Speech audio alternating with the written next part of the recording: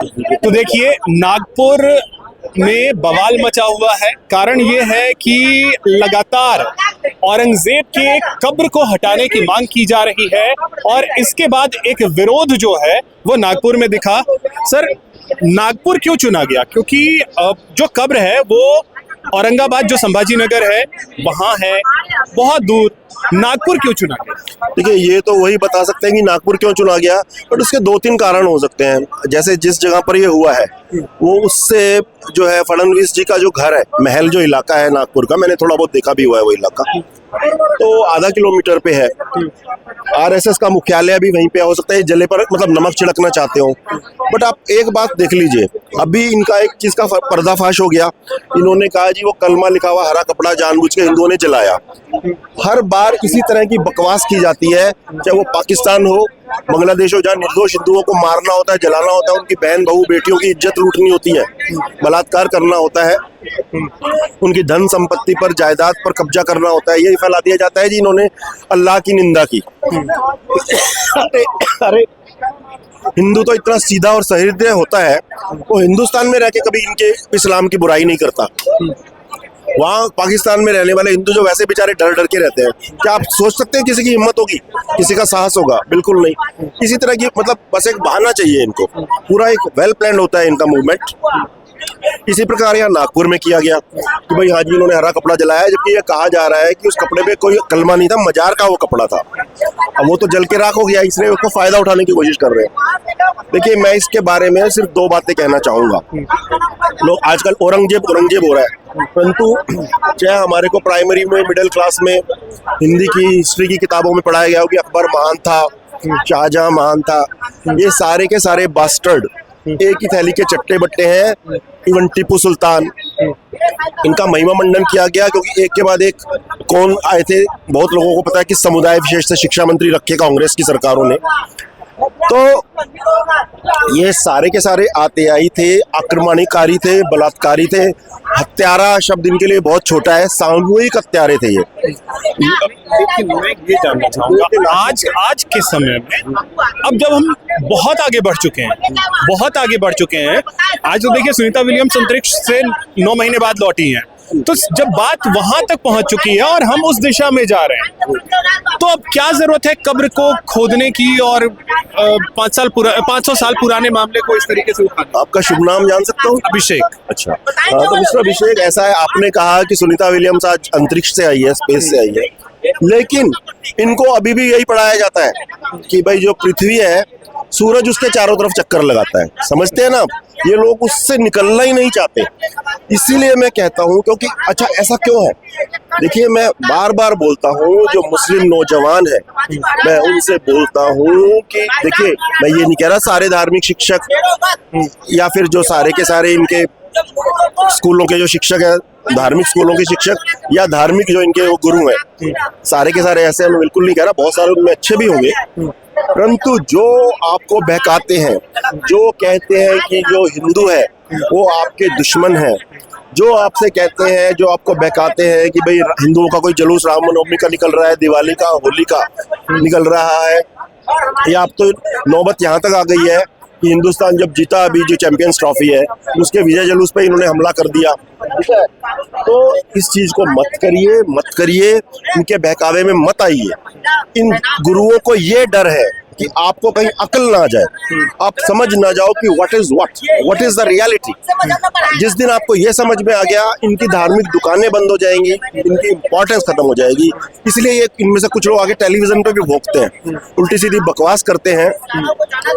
देखिए, मेरे हिसाब से तो मोदी सरकार को एक सख्त कुछ कानून बनाने चाहिए, और उसके बाद मैं समझता हूँ फिर जैसे ये अबू आजमी ने बोला, किसी नेता की हिम्मत नहीं होगी कि हाँ जी, और या भी संजय राउत ने कहा कि वो शौर्य का प्रतीक है, कि भाई जो भी चीजें हैं या तो वो साबित करें, नहीं तो 10 साल से लेकर उम्र कैद, और अगर कुछ ज्यादा हो, कोई बार बार मानने को तैयार नहीं तो फांसी तक चढ़ाओ। जरूरी नहीं है कि फांसी के लिए किसी को आपने कत्ल ही किया हो, ठीक है ना? ये सब बेहद, क्योंकि ये जो है देश की अस्मिता का कत्ल कर रहे हैं। जो हमारी हिंदुत्व की जो पवित्रता है उसको खत्म करने की कोशिश की जा रही है। हर तरीके से हिंदुओं पे अत्याचार हो रहे हैं। हिंदुस्तान में हिंदू बहुल देश है, ये हिंदू देश नहीं है, ये हिंदू बहुल देश है। जिसको कि होने नहीं दिया गया। तो मैं अपने मुस्लिम नौजवान भाइयों से कहता हूँ कि जो है होश की दवा करें, इधर उधर के इनके बहकावे में ना आए। दूसरी बात, हिंदुओं को पराया समझना छोड़ें। जब तक वो हिंदुओं को अपना बड़ा भाई नहीं मानेंगे तब तक सुधार नहीं आ सकता। तीसरी बात, आपको लगता है कि मदरसे में पढ़ने वाले बच्चे से आप ये उम्मीद कर पाएंगे? देखिए, मैं मोदी जी की इस बात से भी ज्यादा सहमत नहीं हूँ कि एक आदमी कंप्यूटर दे दो, इनके एक आदमी कुरान दे दो। मतलब कुरान को मैं ऐसे नहीं कह रहा, मैं आदर करता हूँ सभी धार्मिक पुस्तकों का।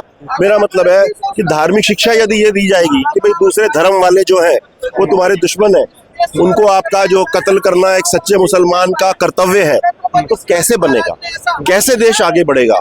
अरे भाई, आप देखो बांग्लादेश, पाकिस्तान में क्या हाल है, वहाँ खाने को रोटी नहीं है, इतने बुरी तरह से हाल खराब हो रहे हैं। बांग्लादेश उदारवादी प्रधानमंत्री थी जिसके राज में सारे अच्छे से रह रहे थे, हिंदू भी मुसलमान भी, और बांग्लादेश की इंडस्ट्री बहुत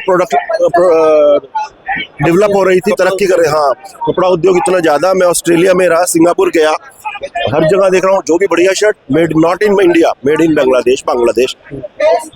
जीडीपी इतनी बढ़िया जा रही थी बांग्लादेश की, उसको आप लोगों ने हटा दिया, उसको जान बचा के भागना पड़ा। आप क्या कर लोगे? आप लोग, मैं कह रहा हूँ इस्लामिक राज वहां भी ले आओ, आप हिंदुस्तान में भी ले आओ। हिंदुस्तान में फिर आप भी बर्बाद ही रहोगे। जैसे पाकिस्तान में 500-600 रुपया, 400 रुपया किलो, 1 किलो आटा 400 रुपये का आज की डेट में। वहाँ पे एक साथ अभी 100 रुपया फिर बढ़ा के 300 से 400 रुपया हो गया आटा। ये हाल है वहाँ पे, खाने को नहीं है। आपको ये करके आप क्या इससे आप हासिल कर लोगे? इसलिए जो ये आपको अंधी दौड़ में शामिल करते हैं ना, इसमें मत आइए। और ये जो कहा जाता है कि अगर आप काफिर को मारते हुए मर जाओगे तो आपको जन्नत मिलेगी, मत बनिए फिदाइन जो ग्रुप के मेंबर, मतलब आत्मघाती दस्ते के मेंबर मत बनिए। किसी को नहीं पता स्वर्ग नर्क जन्नत है कि नहीं है। जैसा कि एक इस्लामिक विद्वान जो फैज साहब है, कई बार टीवी पर उनका भाषण आता है, उन्होंने कहा है कि माँ की जो जन्नत है, कि भाई जो इस्लाम के अनुसार जो जन्नत है वो केवल और केवल आपकी माँ के पैरों में है, कहीं ऊपर नहीं है कि आप किसी काफिर का कत्ल कर दोगे तो आपको जन्नत मिलेगी, हूरें मिलेंगी, ऐसी मिलेंगी वैसी हूरें मिलेगी। ऐसा कुछ नहीं है। तो इसलिए पहले आप मन से परायेपन की भावना खत्म करिए, हिंदुओं को अपना समझिए और अपने दिल को बड़ा करिए, बड़े पर्सपेक्टिव में सोचिए कि 4 पीढ़ी, 5 पीढ़ी, 3 पीढ़ी पहले आपके दादा परदादा नाना परनाना क्या थे? वो हिंदू थे। आप बड़ा दिल रखिए और बिना किसी के दबाव में आए। मेरी बात भी तभी मानिए जब आपके दिल माने। घर वापसी करिए, हिंदू धर्म में आइए, जो धर्म हर्षोल्लास का, खुशियों का, दूसरों को भी खुशियां देने का, खुद भी खुशियां मनाने का त्योहार है। महिलाओं को धर्म है, महिलाओं को सम्मान करने का धर्म है। आप लोगों को महिलाओं को सम्मान देना होगा। हलाला 3 तलाक, ये तो देखिए उनकी पर्सनल चॉइस हो जाएगी, वो उनकी। लेकिन मेरा आखिरी सवाल, पर्सनल चॉइस नहीं रही, बात संविधान की आ जाती है। आप अपनी पर्सनल चॉइस से नहीं, धर्म चुनना। ऑफ कोर्स, मैंने क्या कहा है? मैंने कहा मेरी बात भी माननी नहीं है। और जब आपका दिल खुद गवाही